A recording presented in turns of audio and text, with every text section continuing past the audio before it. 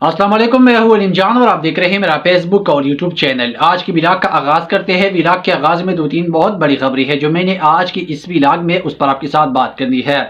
ایک تو پاکستان تحریک انصاف نے ڈی چوک دھرنے کا اعلان کر دیا ہے، اس پر بھی آپ کے ساتھ بات کریں گے۔ اور کارکنان کہاں اور کیسے پہنچیں گے، یہ بہت بڑا سوال ہے پاکستان تحریک انصاف کے کارکنان کے لیے۔ پشاور کا جلسہ کیوں تبدیل کر دیا ہے، اس پر بھی آپ کے ساتھ بات کریں گے۔ اور تحریک انصاف کا جو خفیہ منصوبہ ہے وہ منظر عام پر آ گئی ہے، اس پر بھی آپ کے ساتھ اس چیزیں بھی آپ کے ساتھ ڈسکس کریں گے کہ پاکستان کے تحریک انصاف کا اگلا پلان کیا ہے۔ ان کا جو خفیہ منصوبہ ابھی تک رکھا گیا ہے اور منظر عام پر نہیں آیا ہے، میں آپ کے ساتھ ڈیٹیل میں اس پر آپ کے ساتھ بات کروں گا کہ پاکستان تحریک انصاف کا خفیہ مشن ہے وہ کیا ہے، اور پاکستان تحریک انصاف نے کیا اسٹریٹجی بنایا ہے ڈی چوک پر پہنچنے کے لیے، اور اس پر آپ ڈیٹیل میں آپ کے ساتھ بات کروں گا۔ لیکن ان سب کے اندر مراد سعید صاحب کے رات کے اندھیرے میں ایک اہم ویڈیو پیغام بھی آیا ہے، اور اس پر بھی آپ کے ساتھ بات کریں گے۔ مراد سعید صاحب نے اسی حوالے سے ایک ٹویٹ بھی کر لیا ہے، مکمل تفصیلات آج کی اس ولاگ میں آپ کے سامنے رکھ دیں گے۔ لیکن اگر آپ لوگوں نے ابھی تک ہماری اس چینل کو سبسکرائب نہیں کیا ہے تو ایک تو ہماری اس چینل کو لازمی سبسکرائب کریں اور بیل آئیکن کو ضرور دبائیں۔ تو بات کرتی ہے پہلی جو ڈی چوک کے دھرنے کے حوالے سے پاکستان تحریک انصاف کی جو اس وقت اسٹریٹجی ہے اور ان کا جو خوفناک منصوبہ ہے جو ابھی تک انہوں نے تیار کر دیا ہے، جو خفیہ منصوبہ ہے وہ ابھی تک منظر عام پر آ گئی ہے، اس پر آپ کے ساتھ بات کریں گے۔ جو پشاور کا جلسہ تھا وہ بھی منسوخ ہو چکا ہے اور ان کو تبدیل کر دیا ہے، اس پر آپ کے ساتھ ڈیٹیل میں آپ کے ساتھ بات کروں گا کہ پشاور کا جلسہ صوابی میں کیوں منتقل کر دیا ہے۔ اس کی بنیادی وجوہات میں آپ کے ساتھ ڈیٹیل میں آپ کے ساتھ شیئر کروں گا کہ پاکستان تحریک انصاف نے پہلا اعلان کر دیا تھا کہ ہفتے پشاور کے مقام پر جلسہ کرنا ہے، لیکن اچانک درمیان میں ایسا کیا کچھ ہوا کہ پاکستان تحریک انصاف نے پشاور کا جلسہ صوابی میں کنورٹ کر دیا، اور وہاں پر اب پاکستان تحریک انصاف باضابطہ طور پر ان کی طرف سے یہ اعلان کر دیا ہے، اور کل رات پریس کانفرنس بھی کی ہے۔ اس کے حوالے سے جو پاکستان تحریک انصاف کی زیادہ تر جو اہم رہنما ہے انہوں نے اسی حوالے سے بات چیت بھی کی ہے کہ پشاور کے جو جلسہ ہے وہ ہم نے کینسل کر دیا، اس کے بجائے ہم نے صوابی میں جلسہ کرنا ہے، بلکہ جلسہ نہیں ہے صوابی کا جلسہ، بلکہ اس کو دھرنے میں کنورٹ کر دیا ہے۔ اور پاکستان تحریک انصاف کی طرف سے یہ بتایا جا رہا ہے کہ یہ جو احتجاج جو یہ دھرنا کیا جائے گا، یہ جو ہے نا صوابی میں 2 دن تک یہ دھرنا قائم رہے گا۔ آخر اصل میں پاکستان تحریک انصاف نے جو خیبر پختونخوا میں صوابی کے مقام پر یہ جو دھرنا کرنا ہے اس کی اصل میں کیا مقاصد ہے، اور یہ کیوں پاکستان تحریک انصاف کرنا چاہتے ہیں۔ اصل سوال یہ ہے کیونکہ پاکستان تحریک انصاف خیبر پختونخوا میں حکومت ہے، یہاں پر اگر پاکستان تحریک انصاف جلسے جلوس کرتے ہیں، دھرنے کر دیتے ہیں، تو بجائے جو حکومت کو ٹف ٹائم دینے کے لیے اپنی جو بربادی کر دیتے ہیں یہ جو پاکستان تحریک انصاف۔ تو یہ جو سوال آپ کرتے ہیں میں ڈیٹیل میں آپ کے ساتھ بات کروں گا اور آپ کے سوالات کی جوابات بھی دوں گا۔ آپ کی جو ذہن میں جو سوالات اس وقت گھوم رہے ہیں کہ پاکستان تحریک انصاف صوابی میں کیوں دھرنا دے رہی ہے، تو اس پر میں ڈیٹیل میں آپ کے ساتھ بات کروں گا کہ پاکستان تحریک انصاف صوابی میں کیوں جلسہ کرنا چاہتے ہیں اور دھرنا 2 دن میں کیوں دینا چاہتے ہیں۔ لیکن اس سے پہلے مراد سعید صاحب نے ایک ٹویٹ کر لیا ہے اور انہیں کہا ہے، مراد سعید صاحب نے کہا کہ جیسے سیکرٹری جنرل سلمان اکرم راجہ صاحب نے کہا ہے، عمران خان کی ہدایت پر احتجاجی تحریک کا مکمل لائے عمل پارٹی دے گی۔ میں عموماً جلسوں، ریلیز یا احتجاج کی تیاریوں کی ہدایات اور پر گریس صرف متعلقہ ٹیم سے ہی شیئر کرتا ہوں، لیکن آپ کی دلچسپی اور اپنی لیڈر کے حوالے سے فکر مندی کے باعث ایک طرح سے آپ اپڈیٹ دے رہا ہوں۔ اپنے حلق اور جو آئی ایس ایف کی سابق قیادت اور ممبران سے لے کر ملک بھر میں جو ٹیمیں تشکیل دی گئی تھی جن کا کارکنان امن تحریک انتخابی مہم اور جلسوں کے انعقاد میں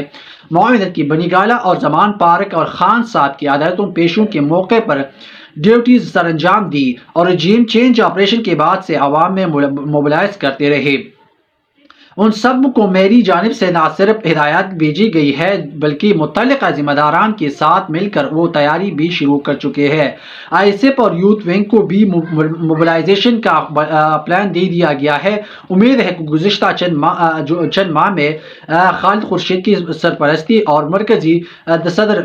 مینا خان اپریلی کی قیادت میں یونین کونسل اور ویلیج کونسل لیول پر تنظیم سازی پر جو فوکس رکھا گیا تھا اس مرحلے پر مددگار ثابت ہوگا۔ دہشت دہشت گردی کی جنگ میں شہید ہونے والے شہریوں کے لواحقین ہم بم دھماکوں اور ڈرون حملوں کی زد میں اگر جن افرادوں کے گھر اور کاروبار تباہ ہوئی ہے، جن کی پیاری لاپتہ ہوئی ہے، جن پر تشدد ہوا ہے اور بے گناہ جیلوں میں ڈالی گئی ہے، ایسے تمام افراد جن پر ریاست کے نام پر ناجائز طاقت کے حصول اور زیادتی مفادات کا تحفظ کرنے والی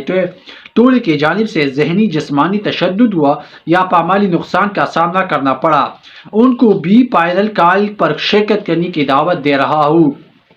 اس کی ذمہ داری نوجوانوں کو سونپ دی گئی ہے۔ نوجوان قیادت تحریک انصاف کارکنان اور عمران خان کی جانصار ان چاہی تنظیم کا حصہ نہیں بنی۔ وہ ابھی سے فائنل کال کے لیے عمران خان اپنی قافلے تیار کر لے اور ریلیز عمران خان کے ساتھ اپنی تیاریوں سے دوست کو فیس بک اور انسٹاگرام، ٹک ٹاک اور ٹویٹر پر آگاہ کرے تاکہ دیگر ساتھیوں کو موبلائزیشن مل سکے۔ فوکس عمران خان کی رہائی پر رکھے، کسی بھی لایعنی باعث میں الجھنے کے بجائے تمام کارکنان ان کے نکات پر فوکس کر رہے اور ان کے مثبت جواب یقینی بنایا جائے۔ آپ نے عمران خان کا پیغام کتنے لوگوں تک پہنچانا ہے کہ آپ نے اپنے دوستوں، عزیز اقارب اور محلے میں موبلائزیشن کا عمل شروع کیا ہے؟ اگر آپ کے پاس ذاتی ٹرانسپورٹ نہیں ہے تو کیا دوست مل کر ڈی چوک کا پلان ترغیب دے رہے ہیں، یا آپ کے جو حلقے امیدوار یا مقامی تنظیموں کے ساتھ شراکت داری کے لیے بھی آپ کام کر سکتے ہیں اور ان کے ساتھ آپ جو ہے نا،